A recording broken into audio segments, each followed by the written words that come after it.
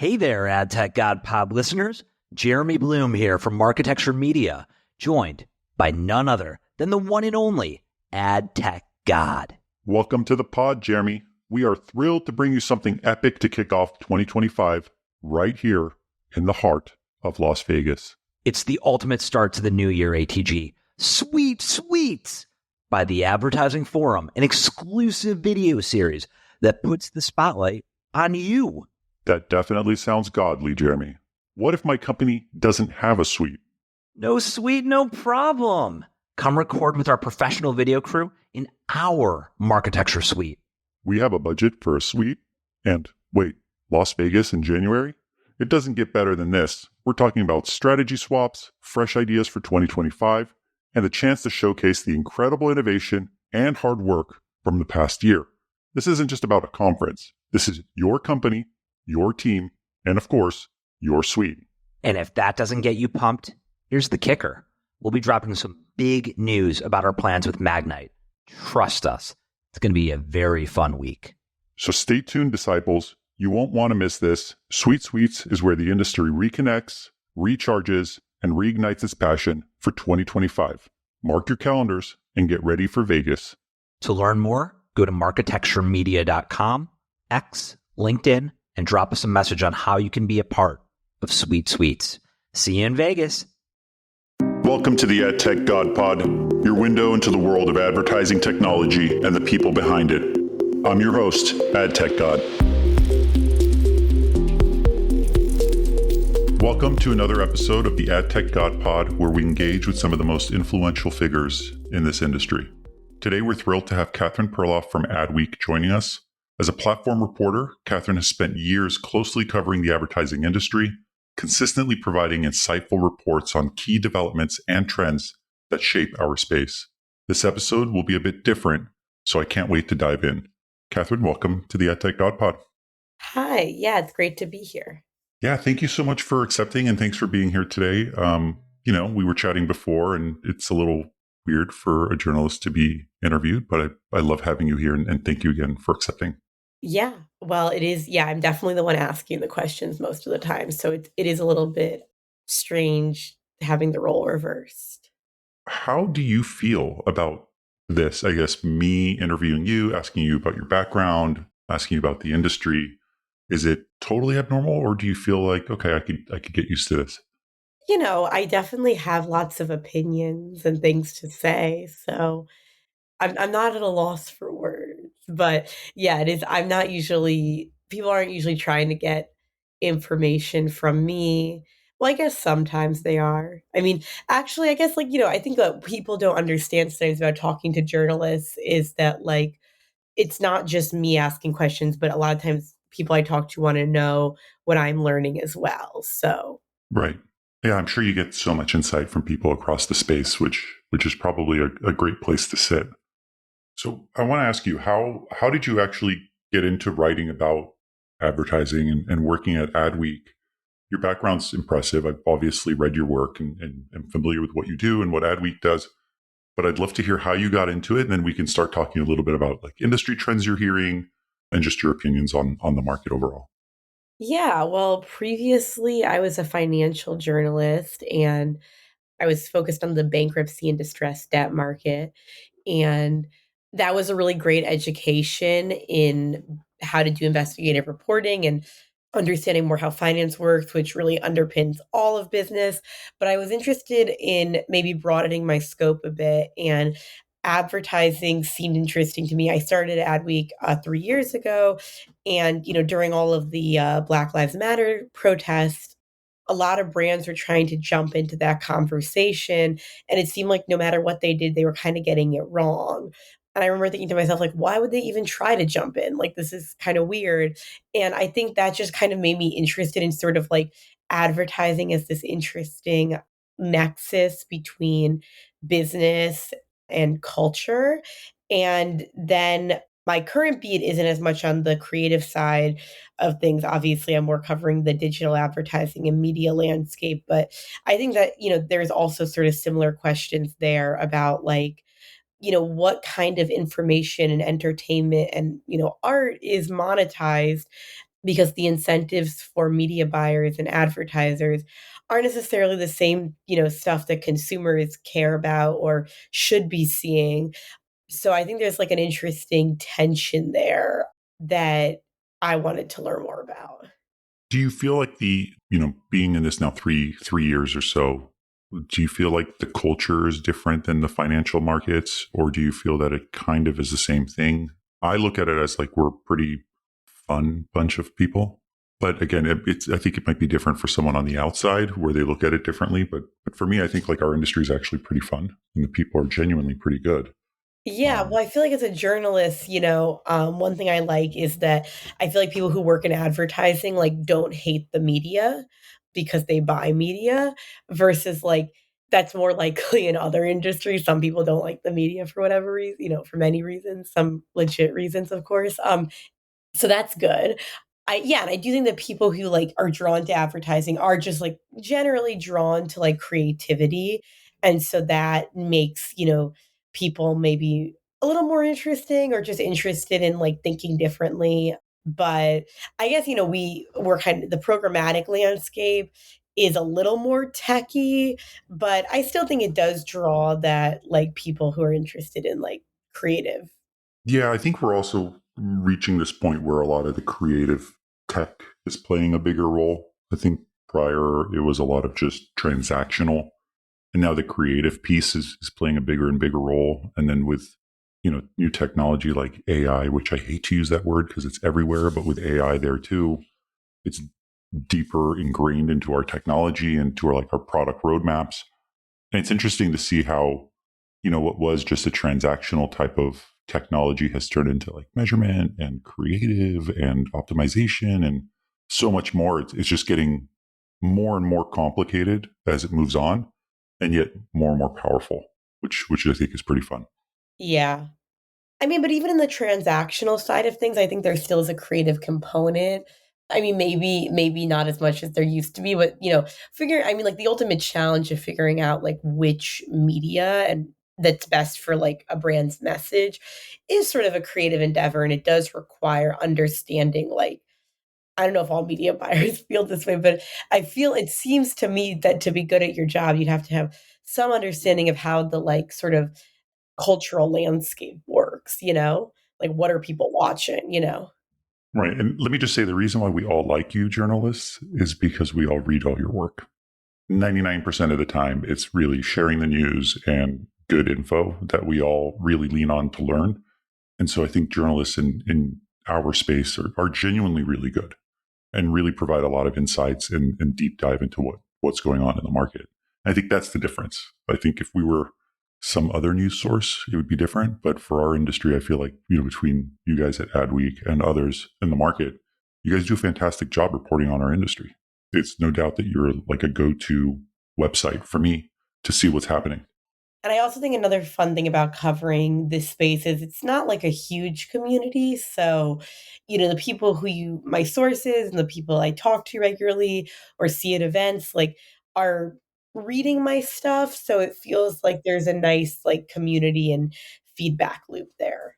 We also support it, right? Like for us, we want more sites like AdWeek. That's where we want ad dollars to go. So in a weird way, it's we like the content you create. You obviously sell ads. The audience we want to target is there. And this is exactly like a perfect example of premium content, relevant target market, reasonable rates. This is where we want to find our users. And so I think it's the full cycle of how media buying and journalism work hand in hand. And I think that's why, for the most part, in the industry, we actually like, good quality journalists and good quality publications like yourself. Well, that's good to hear. And I'll let our sales team know. Let your sales team know. Tell them Yeah. to raise the rates. Yeah. Just kidding.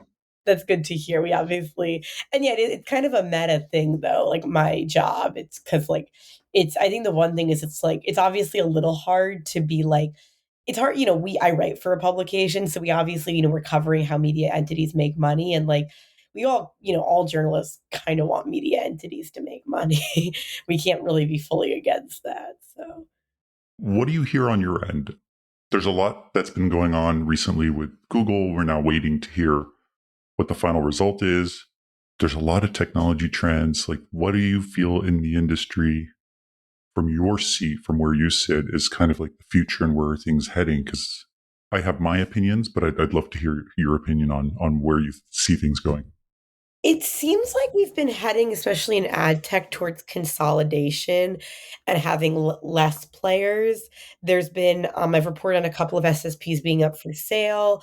It seems like every ad tech company is kind of coming up with an SPO solution to be involved in curation and be involved in shortening the supply chain.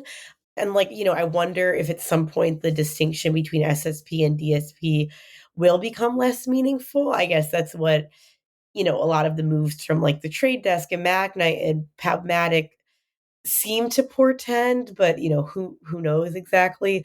I do feel like as much as that sounds like where things are going, I feel like there's companies just always keep cropping up and trying to, especially because like there is kind of room for innovation on the open web because there isn't so much consolidation. And until that happens, I still feel like there's going to be a lot of startups trying to find niche use cases, but I think consolidation is definitely happening. And with that, I think, this has maybe been always the story with programmatic advertising, but I do think more and more buyers are getting educated on the importance of transparency and like really knowing what you're buying. I mean, that's something that I'm always really interested in is like, when do buyers think they're buying one thing and they're actually buying another? That is something that I feel like is sort of is like kind of one of the most fascinating issues and has always been like a bit of a problem and an opportunity with programmatic in that you can buy so much scale, but there's a lack of visibility into what you're buying. And it seems like with the Trade Desk introducing SP 500 plus, I think that's the name they're going with, which is like, this sort of publisher forward solution.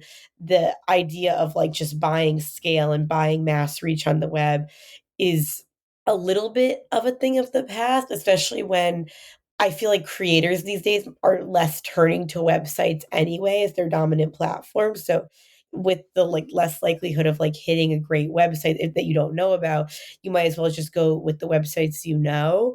So it seems like those are trends, but I'm always surprised by what happens. So I don't know.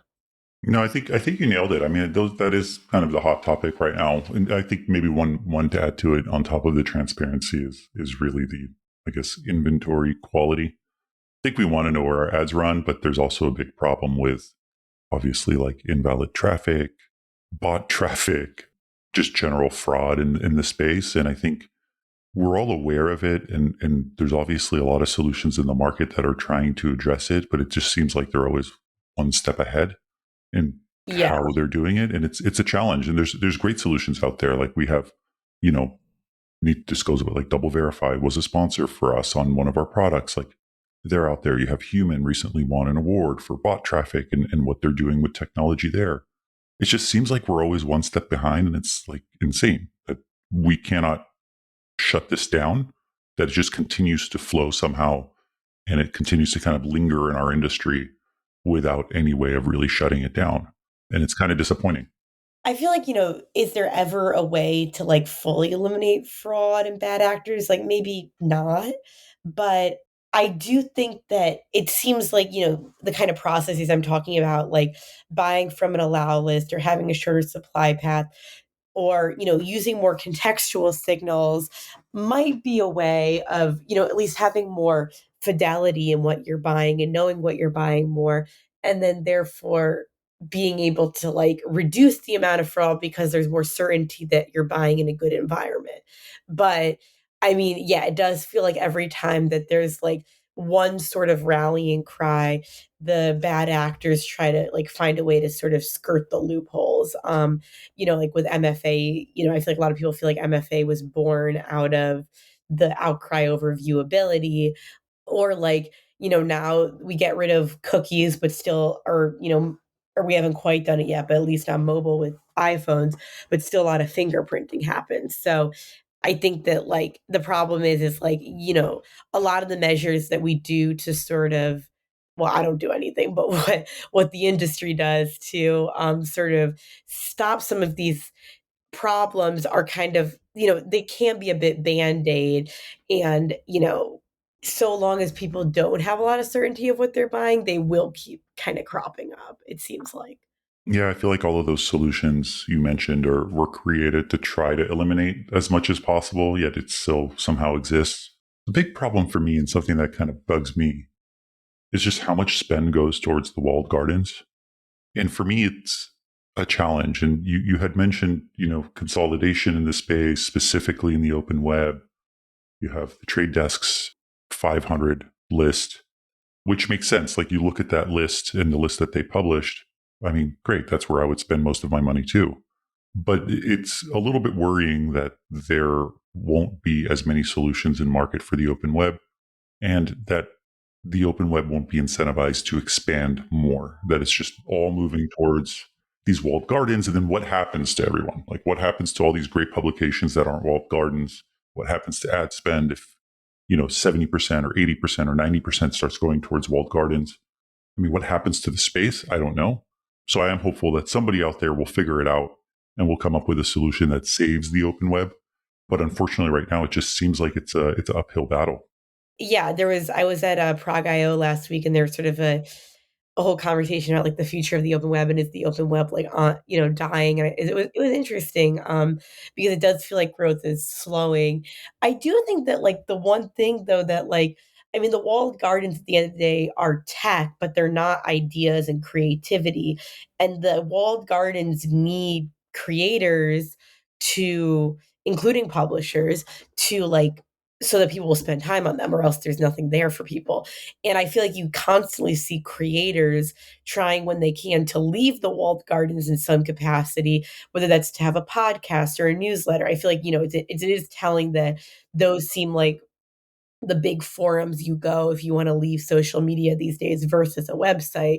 But I think it is still notable that most creators want to get off the platforms when they can because it's hard to control your own destiny and control your relationship with advertisers and brand deals when it's being brokered by the I mean, well, it's only really brokered at all on YouTube where there's a revenue share, but on most of the other platforms, like there's no, you're not getting paid anything for just posting. So I think that like the walled gardens have this sort of, I mean, a lot of people are spending time on them. They've created a really marvelous technical solution that people find entertaining, but they do extract a lot of value that they don't always evenly distribute among the people that makes them so exciting. And I think that that is sort of, so long as creators want to be fairly paid, like that will always be attention. From my perspective, as I hate to say it, as a creator, as someone who creates some sort of content, and, I started with X and their monetization thing makes no sense, by the way. I never know how much is going to be paid out. Some months it's 20, some months it's 300, some months it's 40. You just don't know how much you're being paid. There's no logic behind it. LinkedIn, there's nothing. I was just thinking of YouTube as the main one with the rev share. I might be missing Yeah, some. no, a lot of them. YouTube's tough to qualify. Like you need thousands of subscribers. Your videos have to have incredible performance in terms of views, and even then, it's a challenge to even reach that point to where they check the box and say you are now officially a partner, and we will start paying you. LinkedIn has nothing. Instagram has nothing. Threads has nothing. And so a lot of creators do move into, what I've done, which is, a podcast to sell some pre-rolls. Great. Make a couple bucks. Newsletter that makes a couple bucks. And then the real, opportunity for me was like, how do I get this audience out of their seats and out of venue? And that's why I started doing the party. I'm like, okay, this is now an opportunity for getting the masses into one place to network and meet each other. And I think you make a really good point. Like there is no true incentive for creators to continue to do it unless you move them off platform into other products. It's really the only way. Yeah, and I mean, yeah, I guess the other thing I didn't mention that you're saying is sort of like any sort of subscriptions or event, anything that is like instead of just advertising, anything that like you're just directly selling access to your media product. And a lot of creators want to do that too. But I mean, I think, people will always post stuff on social media because people want to be seen and they want to share what they like and their creativity. But, I feel like the best creators with the biggest audience, which the platforms definitely need those people because those are who most people are watching.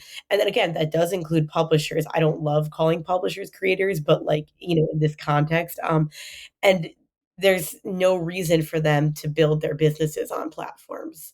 So fully, at least, and not be diversified. How do you think regulation will play a role? And, with cookies still hanging out for a little bit longer, how do you think that's going to play a role in how the industry shifts and changes? Yeah, I mean, it seems like it's all happening, but it's been pretty slow. And there's so many, I mean, this is it's part of what makes the justice system fair. But, even if Google didn't win, they could appeal it. So it's hard to know exactly when the hammer will be dropped. And, we also have an election, which could change the dynamic. But I think we've already sort of seen the impact of regulation to some extent, even to the extent that, like, maybe there are some fines in Europe, but it doesn't feel like there's been huge regulation from America or that's like substantially changed the way that these companies do business. I still think that like there is a looming threat of regulation. And I feel like in the past couple of years, there's been like maybe like Google's been a little less active on the open web or definitely making less acquisitions. And I think that like so long as the threat is there, it does change the way that tech companies act a little bit, even if they wouldn't say that. And, I don't know. I feel like I hear from sources that like Google's ad tech products, which are what's been on trial, there hasn't been as much attention to them or like as much support for them in the past couple of years. And I'm not saying that's definitively true. I'm sure other buyers have different experiences. I've heard that from some folks, but like regulation, does have or the threat of that, regulation does have an effect on how companies operate, even if it's sort of maybe not this big thing that you would think, or not yet at least.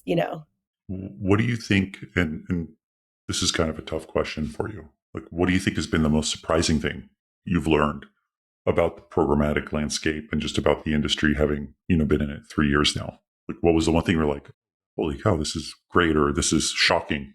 There's so many things, but one thing that I remember really being struck by was the fact that on streaming and connected television, there's very little visibility on what shows, sometimes even like channels your ads appear on, which like seems like the whole point of buying something as like highly produced and like premium as streaming.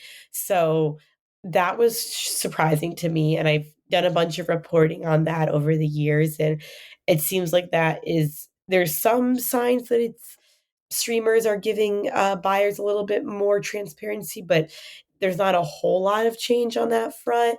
And I do think it's sort of like emblematic of the fact that like, like the kind of like the trade-offs of programmatic, and that like you have scale, you have ease of buying, but like in terms of like media buying, as I said earlier, being something where buyers are theoretically buying for what's popular and their own sort of take and research on what is culturally relevant, the lack of transparency kind of breaks down that process.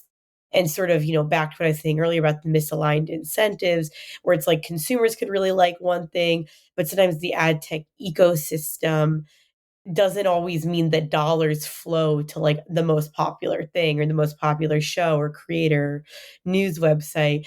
And I find that all very fascinating.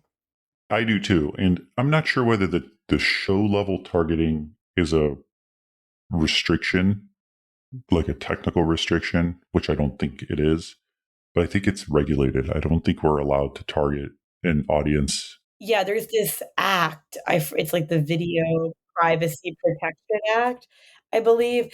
And I think it came out of like Blockbuster, people not wanting people to know what like videos they rented. I don't know. Yeah, I mean, I'm not a lawyer, so I don't Yeah, know. me neither. No. Yeah, but I've heard, I think sometimes the buy side complaint is like, well, they're maybe using this law as a cover because they don't want us to cherry pick their inventory. But, I'm not a lawyer, so Yeah.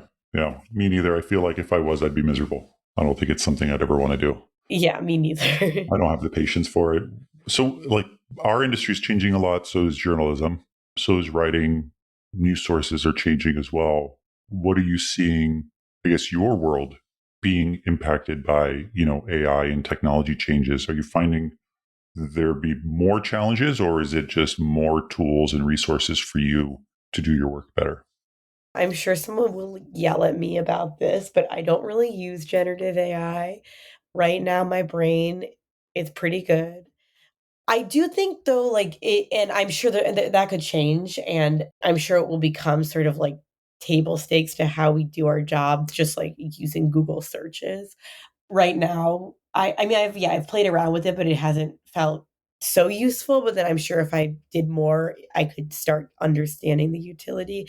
I think what it does though more so is like I think the whole media ecosystem is filled with more like AI garbage right now on the web and on social media and the kind of products being sold on social media and fake ads for fake products. I think it's a lot more confusing, the information landscape, and I feel like or like I mean, but even a lot of I'm fortunate that a lot of my reporting is just talking to people and, asking what they know. So there isn't a lot of like me having to interpret secondary sources. But yeah, I do think there's a lot of times where you look at photos and you're like, is that real? And if I was in a different sort of line of journalism, that could be very confusing and very easy to be misled. And then also, you know, AI is changing the way that the search algorithms and other social media algorithms work to prioritize certain kinds of content. Google search has been leaning more on Reddit, and so news publishers, I believe my colleague Mark wrote a story about this, are sort of adopting new Reddit strategies because it wasn't important to publishers before, but now that Google's sending all this traffic to Reddit, they're like, how can we capture some of that? And, ipso facto, not sending it to us as much. So I think that, it's definitely changing the traffic landscape, which is challenging. It is, and you had mentioned like a lot of content being created using AI. This is a true story. I'm not even making it up. I have a group chat with a couple of friends in the industry that know who I am, and they said, how could you use just AI to create more content? And I said, it's easy. I typed in 16 words. I'm not even joking. I said, write an article about Jeff Green at the trade desk about his, whatever SPO approach, something I wrote. And I said, make it 1,000 words and make it highly detailed based on facts that you find on the internet. It typed out 1,000 word article, which was from 1 to 10, probably a 3, but enough to throw on a website. And I sent it over to them and they were like, holy crap, you created that in 30 seconds. I'm like, yes, like you can churn out a ton of content. It just doesn't mean it's going to be good. And I think there's a lot of that flowing around, and some news sources are heavily using it. And I'm finding it because I use Google News, and I'm getting a lot in my feed from abroad where you read the article and after a while, I'm like, this wasn't written by someone. This was written by AI. And you can tell and you can sense it when you read it. And that's a kind of something that bothers me, is that there's a lot of that flowing around and it's being disguised as journalism, but it's not. It's AI. It's painful to read sometimes. Yeah, it is concerning, and I'm sure this will I mean, before it ends up on news sites, so I think there's already been reports on it being on some news sites. Obviously, it's gonna be used for a lot of content marketing that websites, brands do. And I do think we have to like, I feel like there's sometimes with technology, the idea is like, if it exists, it's good and we should use it, and, like, any innovation is good.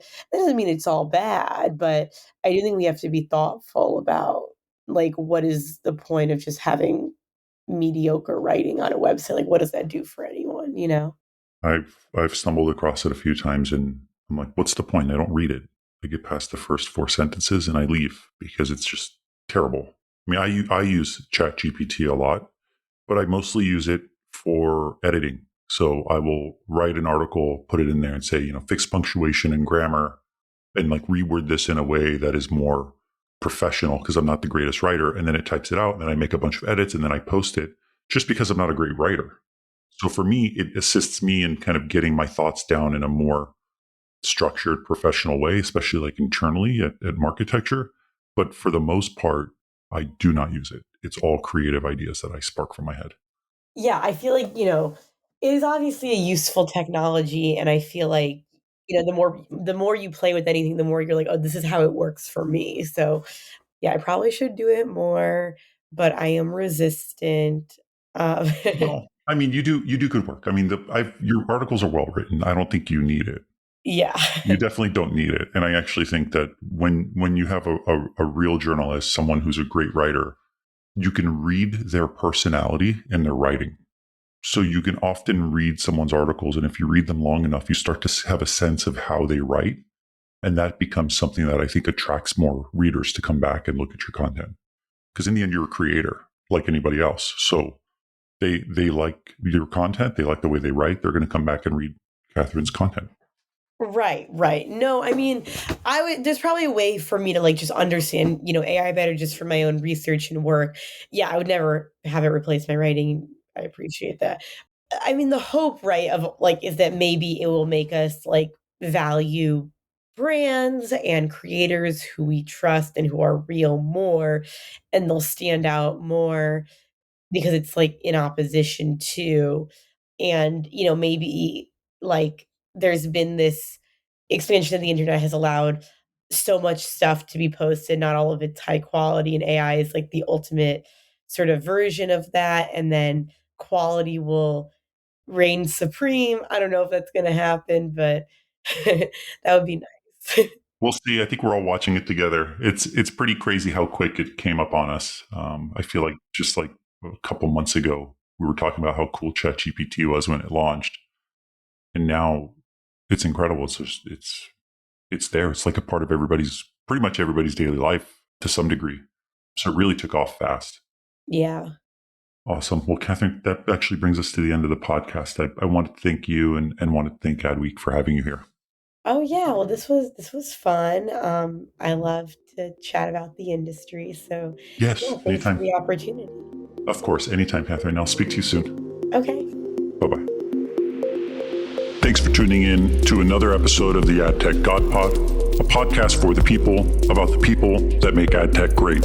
Stay connected with me for more insights, trends, and interviews in the realm of AdTech. Don't miss out on our latest updates, so follow me on X, Instagram, and connect with me on LinkedIn. Don't forget, ATG Slack community has insights, networking opportunities, and jobs.